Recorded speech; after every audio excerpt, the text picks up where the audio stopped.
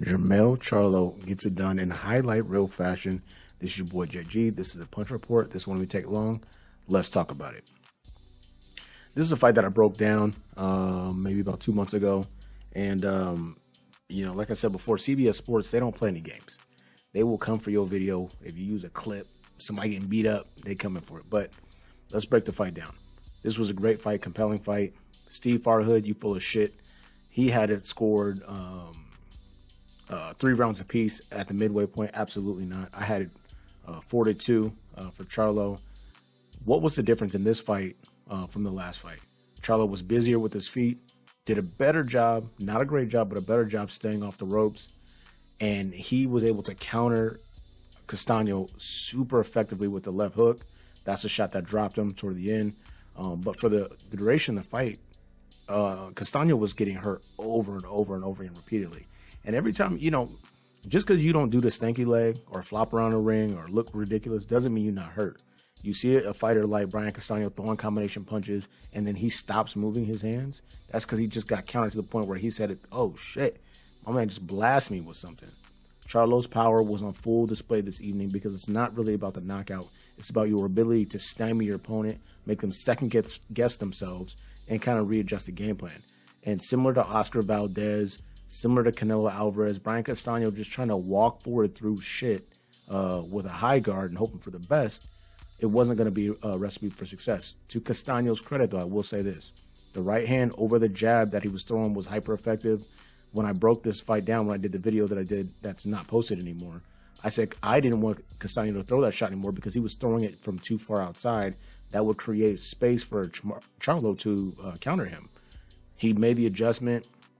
He risked it. He moved in a little closer. He timed the jab, followed back home, similar to the first fight, but at a more calculated distance, and he was able to hurt Charlo or at least get his attention. If you don't want to say hurt, every time I use the word hurt in the video, somebody comes for me. But he was able to get Charlo's attention with that right hand on multiple occasions. But that was really it for Brian Castaño. He has no lead hand. He did better with this jab in this fight than he did the last fight. But in the last fight, he landed only like 2 jabs. So, like, no bullshit. Check the CompuBox stats. He landed only like 2 jabs the whole fight. And it wasn't available for him in this fight. That is credit to Jermell Charlo, pumping his jab, staying busy. I would say he has to watch his back foot and crossing that and to kind of taking away his own opportunities for power. In the 3rd and 4th round, in my mind, there were some opportunities where he landed great counter left hooks and watched the work, and he could have got the right hand off, and he was lined up for it, that being Castaño. And he just didn't take advantage of those opportunities. It doesn't really matter.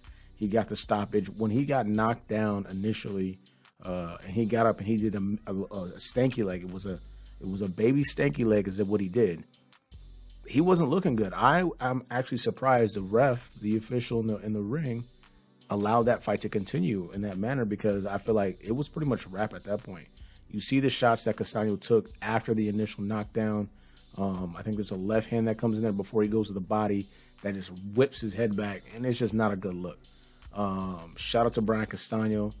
Shout out to Jermell Charlo, undisputed 154-pound champion, all the belts. He set a goal. He achieved it. It was a great fight. Steve Farhood, your midway fight card was shit, and you need to just stop with the lies. I think that Castaño did have success in spots, but all in all, I feel like Charlo's counterpunching, his ability to manipulate the ring and the space, stay off the ropes for the most part, because in the back half, in my opinion, he spent too much time there, but his counterpunching was so effective, it kind of negated the pressure that Castaño was applying. The other thing Castaño tried to do, which I'm never a big fan of, is lose all of the round and then throw some flurries and then say, oh, I won round 8 or 9 or whatever the fuck. No. You lost a round, you got pieced up, and then you try to land 3 punches at the end and then walk away and stare somebody down. Stop. We're not checking for any of that. Regardless, shout out to those combatants. It was a great fight. Good night of fights. Jaron Boots Ennis. I will be doing a video on Boots Ennis tomorrow. I think it's time for him to get a real one. It's time for him to get a real one. Like all these dudes that nobody's checking for or knows, somebody got to step up to the plate. I'm not saying that's a fault of his, but no more cupcakes. We need to see you against real competition.